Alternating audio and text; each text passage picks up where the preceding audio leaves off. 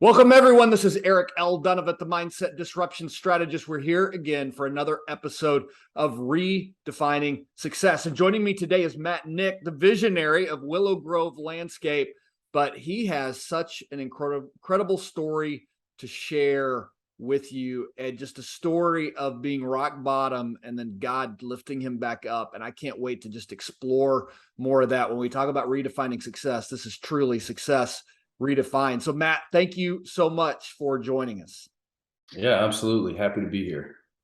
So Matt, my first question is always the same. It's a Saturday afternoon. I've got the grill fired up. We're both here in South Louisiana, so I probably have a crawfish boil going as well. But I've invited all my friends over for the barbecue and to spend time. My listeners are my friends. Would you please introduce yourself to my friends? Yeah, absolutely. How you guys doing? I'm Matthew Knick. I'm a husband. I'm a father. I'm a man of faith.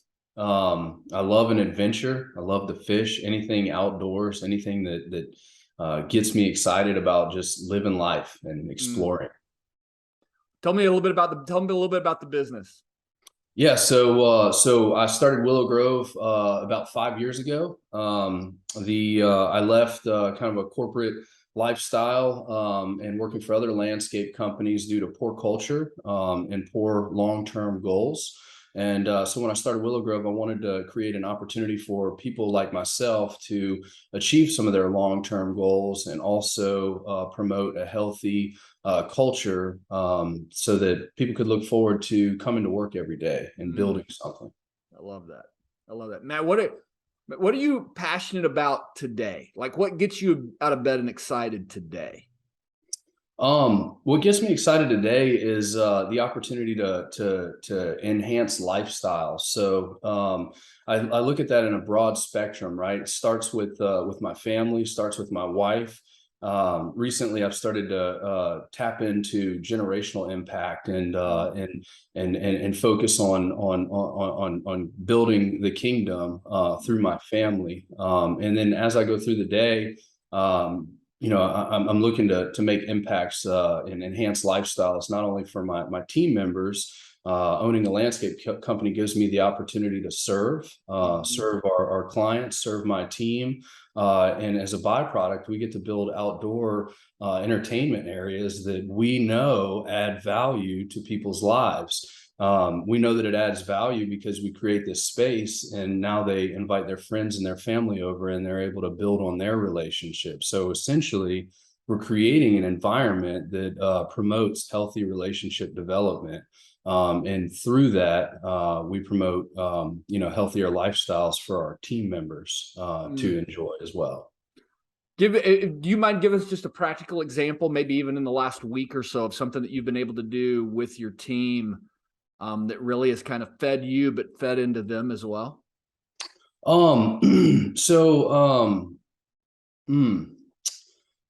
You know, in the last couple of weeks, we've created some outdoor environments and been able to build relationships with specific clients. Some from church and so one cool thing is when the guys get there, we have a team meeting, we have a team huddle, we have some goals, and we execute. And as we execute, we get feedback from clients. And as we gain this feedback, it'll come in the form of photos, Google reviews, personal messages from the client, sending pictures saying, man, my life's already changed. We're already out here enjoying this outdoor space. As far as making an impact and having fun with the team, we believe fully in having fun with our team. Tomorrow we're going to a fishing tournament. There's 9 team members registered for the Home Builders Fishing Tournament. The following week we had all 32 team members sign up to join us at Lancaster Elementary for an opportunity to serve in our community. So community service is at the forefront. It's one of our core values as we develop relationships. And it's cool when your whole team buys into it, right? They all say, hey, I want to be there. I want to serve alongside, some of our leadership team members. So it's meaningful and it's fun. Oh, that's beautiful. That's beautiful. Matt, you were telling me a little bit before we started the show, but I think everybody, it would be powerful for them to hear. It hasn't always been, what it's been over the last 5 years. Tell us a little bit about your journey and your story. Kind of what are some of the biggest obstacles that you've kind of overcome? Yeah, I think the biggest obstacle that I've overcome was self-centeredness, and self, just self. A problem with self, and a lot of that stems from some childhood trauma, and soon after high school, I started to develop an addiction for drugs and alcohol, and that led me to a deep, dark path with no light in sight. And essentially, I ended up in Minneapolis, Minnesota, homeless, with no resources. I had burned every bridge, every family member. I had walked away or broken every relationship along the way, and I ended, just sitting there in a homeless shelter by myself. And so at that time, I had a decision to make. I had a choice to make, and the choice that I made was to have faith in God, and believe that there was more for me in this life, that there was a purpose. So through that journey, I decided to live a sober and healthy lifestyle. And for the first 5 years, I was heavily involved in Alcoholics Anonymous and other self-help programs. And what I learned through that was that self was the problem, right? My solution was alcohol and drugs, but the real problem was me. And so I started to live a selfless life. I started to use the tools that were inspired, and were given to me, so that I could not only use those tools and find recovery, but I could help empower other men that were in a similar situation. So a lot of service, a lot of involvement in the community, as well as helping other people who had similar issues recover from alcoholism and drug addiction. Recently, in the past 5 to 6 years, I sobered up in April 11th or April 4th, 2011. And so that's 11 years ago. 12 years is coming up in April. And so about 5 years ago, I started to merge, the big book of Alcoholics Anonymous with the Bible. And I started to redefine my faith. And get closer to God in a more religious way, and so I've been blessed since I've sobered up. I have a beautiful wife. We've been married 8 years. I have an 8-year-old, a 6-year-old, and a 4-year-old, and they all look to me for their strength and for their courage, and it's a blessing that I get those gifts in my life to help mold and build. Are you're originally from here? Yeah, I'm originally from Mandeville, Covington area. Okay, and so how do you end up in Minneapolis? Well, through the dark path, I ended up in South Carolina, Texas, Arkansas, Memphis, Tennessee, and finally I ended in Minneapolis. I was always running from myself, right? Okay. Everywhere I went, there I was. Right. What was the catalyst to get you to go to Alcoholics Anonymous? What was the catalyst to get you to even kind of turn it around? Yeah, so I tried many times to do the Alcoholics Anonymous, and when I was sitting in the homeless shelter, I had this gal look at me, and she goes, I know the problem with you. And I said, what is it? And she said, you're just a liar. You are a liar and you're dishonest.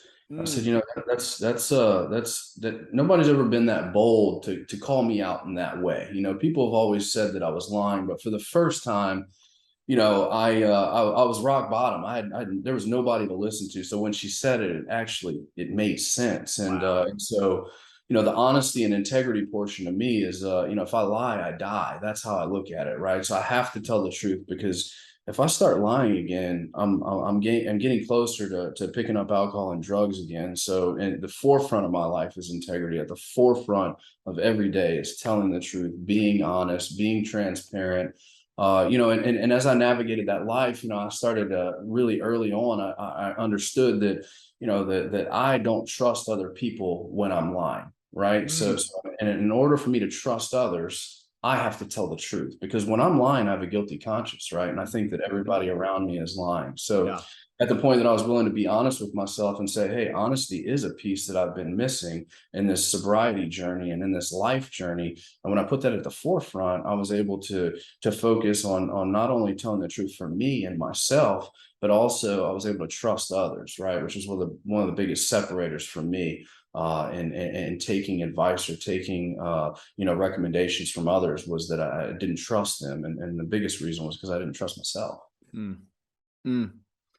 What does the journey look like that brings you back to? So I mean, you're beginning the journey of healing, you're beginning the journey of sobriety. What journey then brings you back to the Mandeville, Covington, Louisiana area? Yeah. So my wife and I we were expecting our first son 8 years ago, and we Okay. wanted to be closer to family. We wanted to be closer, to have help with the kids and reconnect with some of the family relationships that we were away from. So that's really the one thing that got me back to the Louisiana area. So you were a lot of your sobriety journey, 3 or 4 years of it happened. You just stayed in Minneapolis.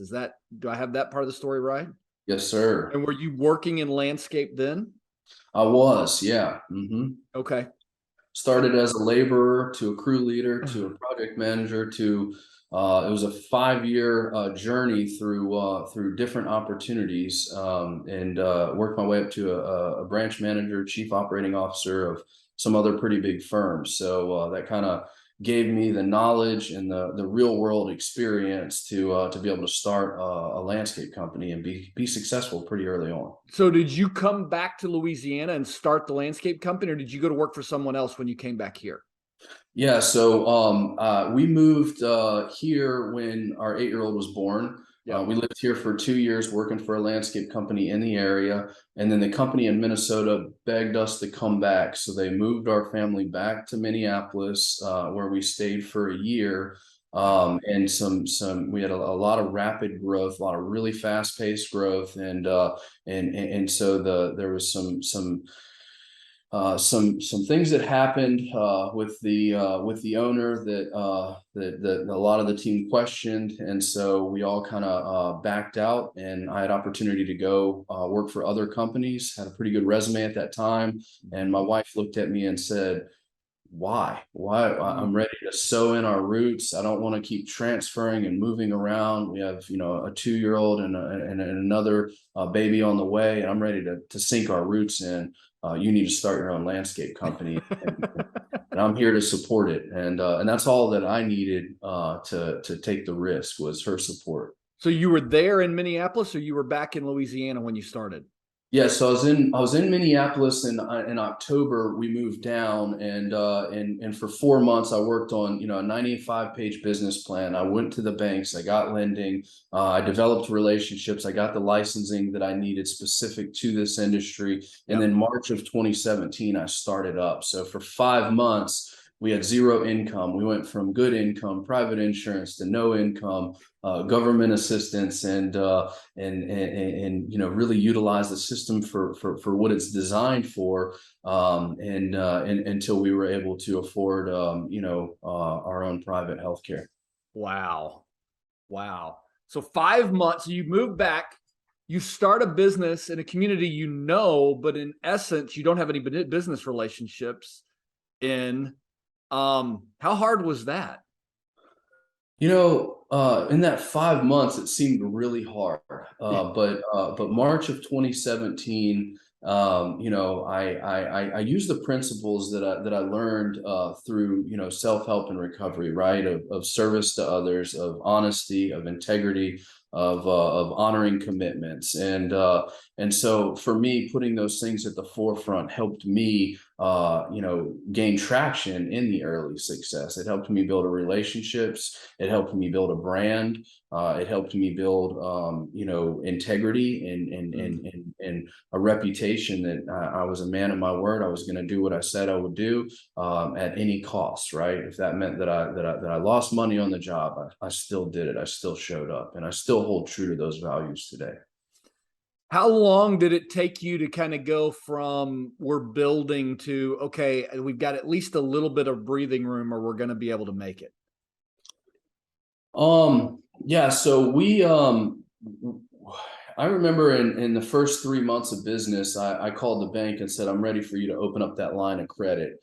And so they pinged my account with the first $5,000 from the line of credit. And really, the reason that I did that is because I feared bouncing a check or not making it. It just so happened that I didn't even need the $5,000 in credit. I was able to give it back to them the following week. And in year one, we were profitable. I met with a CPA, and he said, "You're not going to pay taxes for the first 3 years." And at the end of the year, I went and sat down with him, and he said, "Well, here's what you can expect us paying taxes." And I said, "Well, hold on a second, that's not what we talked about 9 months ago." And he said, "Well, it's a good problem to have." And I said, "Sure, I feel blessed." Matt, what is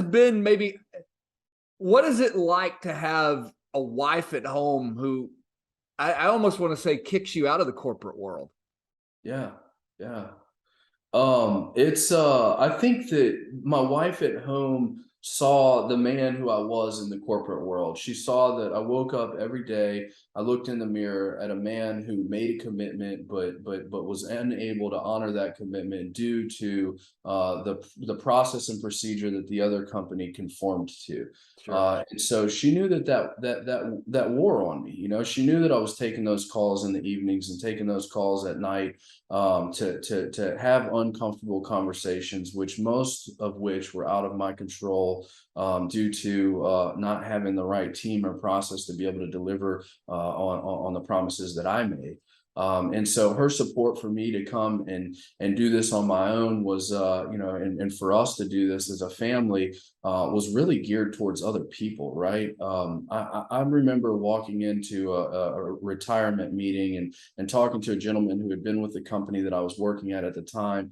He was there for 35 years, and I said, hey Dave, what's your plans on getting in on this retirement? And he said, Matt, I've never gotten in on any of the retirement here. And I said, Dave, why not? He said, well, my house will be paid off next year. And, Social Security, I have enough built up in Social Security. And I just plan to, kind of retire on Social Security, and my house is paid off. And, as a 26-year-old with 2 kids, I'm looking at myself in the mirror saying, man, I don't want to be the same guy in 30 years. That doesn't sound fun. It's not rewarding, especially as I know this gentleman has pretty much sold his soul to that company and really has, not much to look forward to.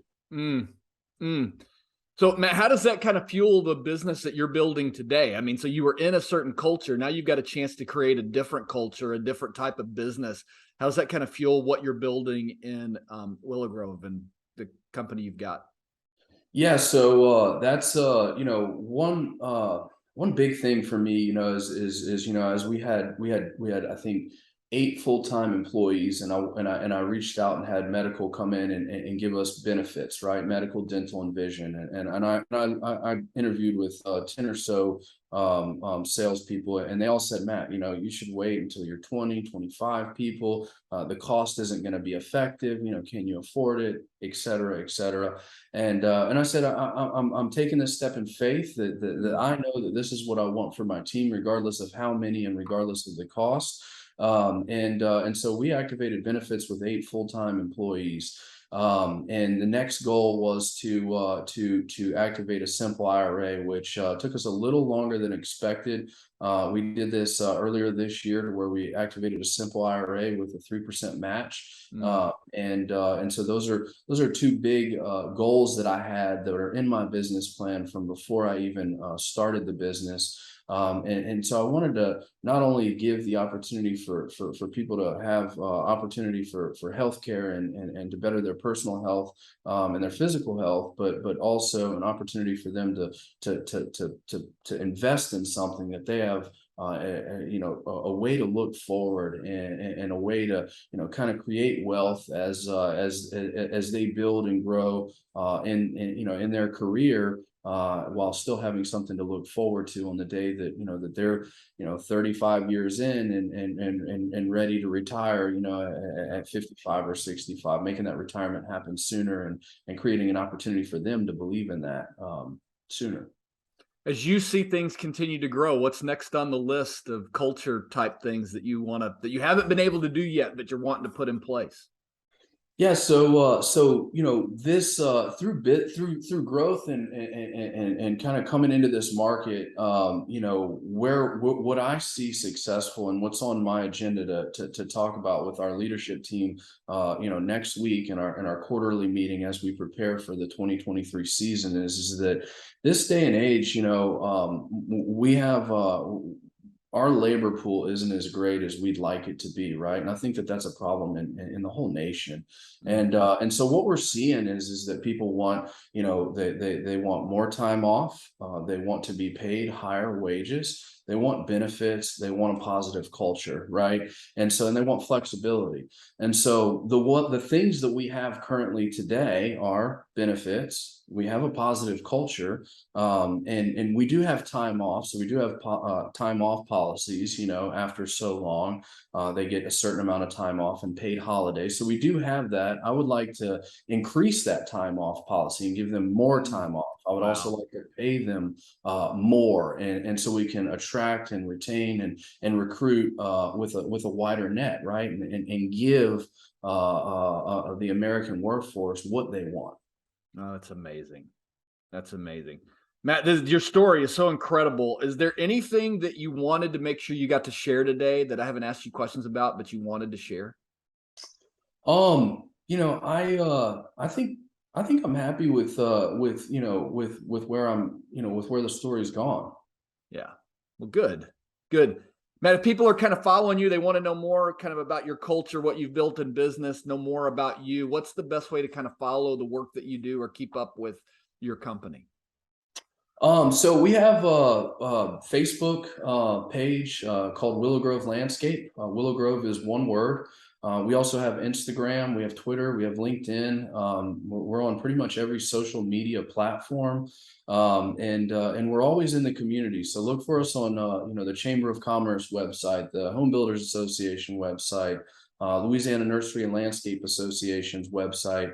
We're pretty involved in our community outreach and in service, but those are the best ways, and look, I'm a man that believes that, the more I give, the more I receive. Right. And I also believe that I can't keep what I have unless I give it away. So I actively mentor plenty of people in our community, landscape businesses that want to change the way that they're operating, or that want to grow, that want to start up. And so my phone is always on. My contact information is listed on our website. And anybody who I would say is struggling with life, with alcohol or drug addiction, or with business, or with faith, I encourage them to reach out to me, and I'm happy to go deeper into my testimony, my success, and share my experience and strength and hope with them to try to help. That's so good. So good. You guys, if you're in this place or you're struggling, I definitely would encourage you. I've known Matt now for about a month. We've got to know each other through a different process, but it's what an incredible man and a giver. So Matt, thank you again for being on the show. Last question is always the same. In 3 generations, what do you hope your great grandchildren remember about you? Yeah, so that's been some more recent discoveries have helped me, and I'm still navigating that process. So I do feel that my answer today would probably be different in a couple of months as I grow closer and stronger in my own faith, and continue to seek out this generational impact that I'm on a mission to find. I think that, what would be really cool is that, if my grandchildren or children were able to cascade the message that Matt is a man of integrity, first and foremost, that he was a man of faith, strong faith. He had a mission in life to make an impact and to change the lives around him, and that he was an adventurer at heart, right? That he wouldn't turn down any opportunity to go on an adventure and have fun and really embrace life and the experiences that life offer. I love that. Thank you again, Matt. Beautiful, beautiful story, beautiful testimony. So thank you for being with us. Absolutely. Thanks for having me. Yep. So we will be with you again next time. Thank you so much for joining us. God bless you. Have a fantastic day.